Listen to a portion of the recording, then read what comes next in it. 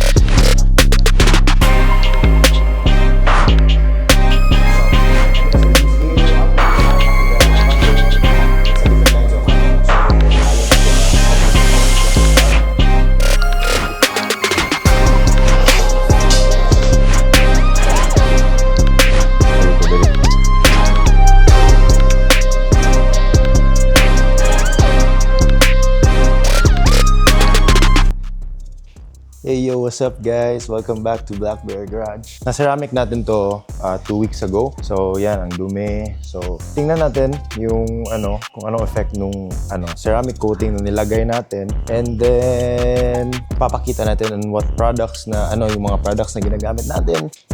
So today we're gonna wash your car. So ito yung method na ginagamit natin on how to maintain our cars. Here's the car, it's very dirty.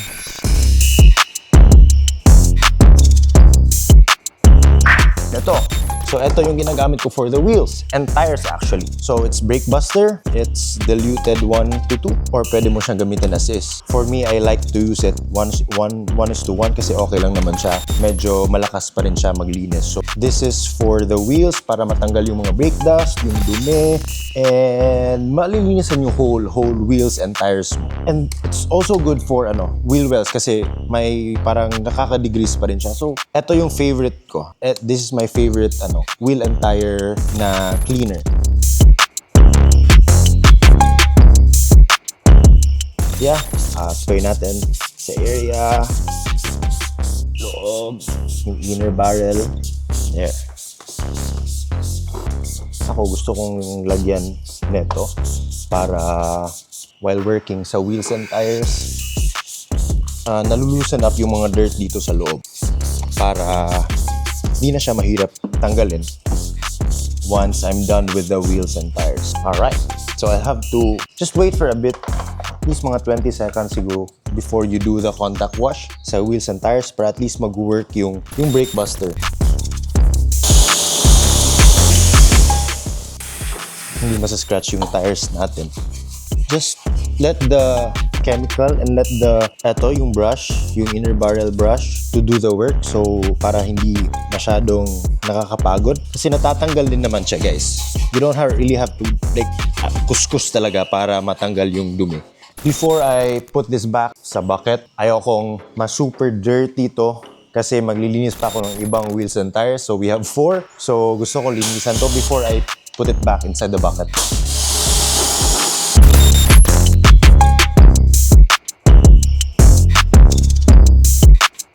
It's a pH neutral shampoo. This is an alkaline, so sugar based, and it's also safe for ceramic coated cars. Para mag-work yung chemicals niya.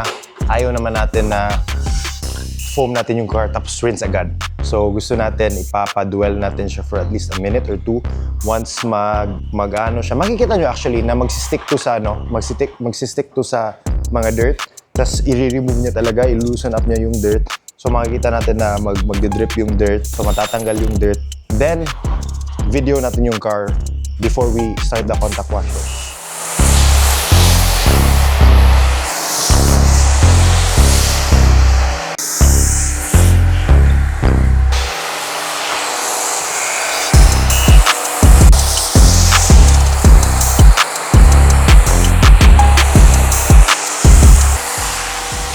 iubusin natin siya dito. So, yan, or sa roof.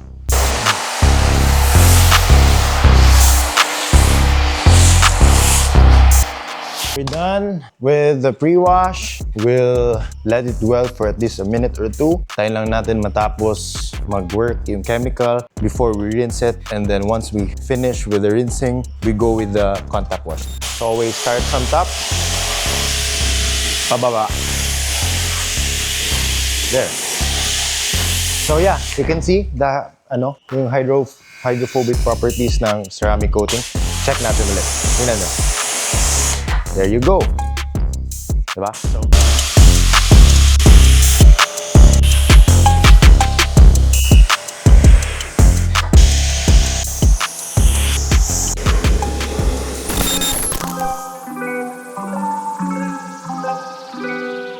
since we have our shampoo here, gusto ko, para hindi ko na kailangan ganunin yung water bucket, gusto ko lang tirahin ang pressure washer.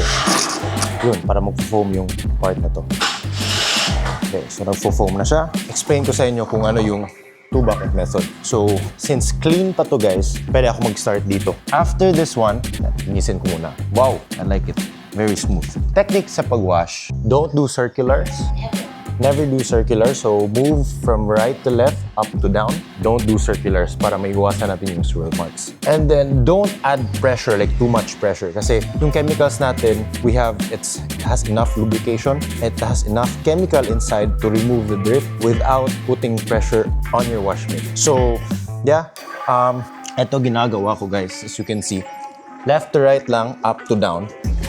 Yun, tapos ako dito na part. Ito yung work ng 2-bucket method. So we have rinsing, we have wash.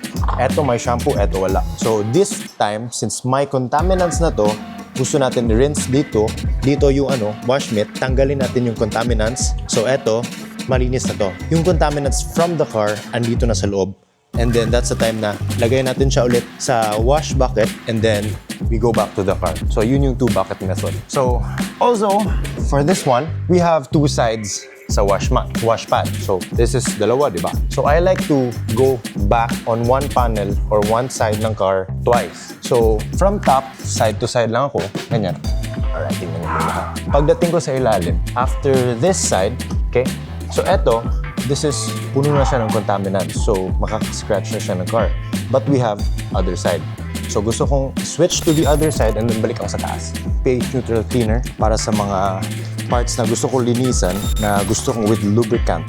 So may lubricant naman siya. But ako as gusto ko extra careful lang. So gusto ko with lubricant talaga just to remove the Also for this one, I really have to clean the grills para malinis talaga siya lahat. Nakakapagod to, yung grills niya. Kasi kailangan mo siyang daanan lahat. But if you're doing this as a hobby, weekend warrior, gusto mo maglinis ng kotse every weekend, then I know you'll enjoy this one.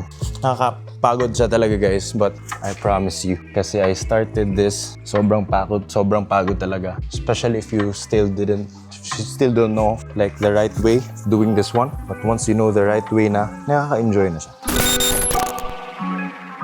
Last part, other side, and then we dry the car. So, turuan ko kayo kung paano pag-dry ng car in a proper way kasi medyo delikado din yung pag-dry, guys. Kasi there's 2 times na may contact tayo sa paint. So, yung contact wash and then yung pag-dry. So, either you use a blower or you use a microfiber to dry your car, but make sure you have a drying aid. So, papakita natin yung drying aid natin right now.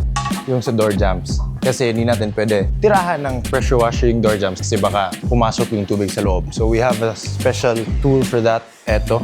So parang rinsing lang to. Tingnan nyo yung labas niya. Yun. Parang shower. So yun yung ginagawa natin for the door jambs para hindi napapasukan yung tubig na yung yung cabin natin. So gusto natin, ganyanin lang natin siya. Ayan. See? There.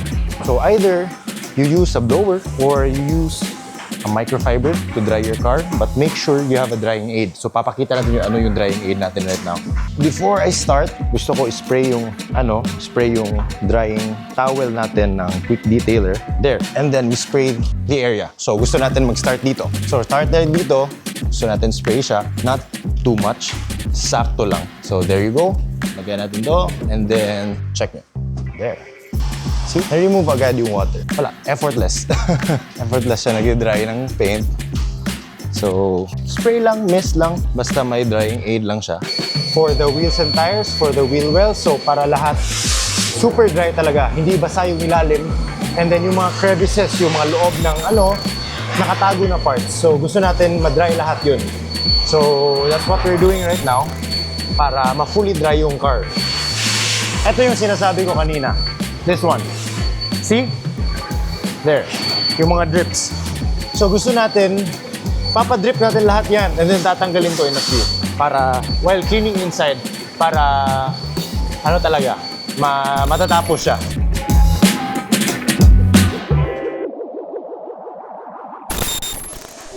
We're cleaning the interior with one product only. We only have this one. So, P&S Express Cleaner. Express Interior Cleaner. So, it's good for everything, guys. The leather, dashboard, so, doesn't give protection. So, hindi siya naglalagay ng protection, but nagki-clean siya. So, I like it. Kasi water-based siya, guys. So, hindi siya greasy. Kasi water-based siya. So, that's why I like it so much. It's highly dilutable. It's cost-effective. But premium siya.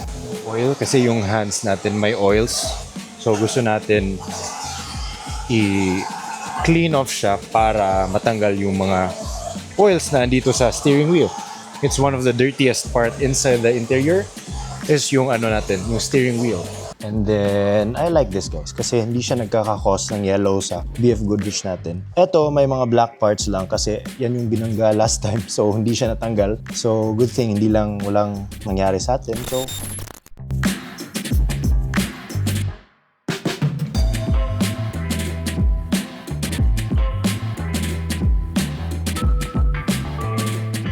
that's how we clean our car. So I hope you guys enjoy it. We have next vlog coming soon about detailing. So I'm gonna paint correct and full detail and paint correct Gyeon's car, the Jimny, and then we're gonna ceramic coat it. So I hope you guys subscribe and thank you for the support and love. Thank you for watching our video or vlog. Bye.